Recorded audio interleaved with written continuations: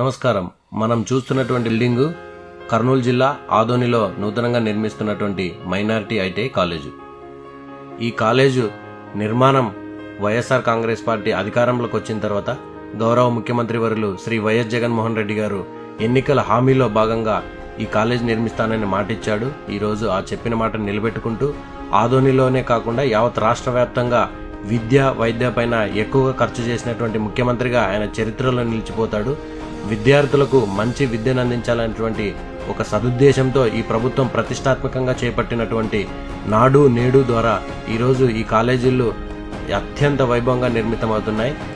పచ్చ కామెరలు వచ్చిన వాడికి లోకమంతా పచ్చగా కనబడినట్టు ఈ ప్రభుత్వం మీద ముఖ్యమంత్రి జగన్మోహన్ రెడ్డి గారి మీద అనునిత్యం వాళ్ళ అక్కసు వెళ్ళగక్కుతూనే ఉంటాయి.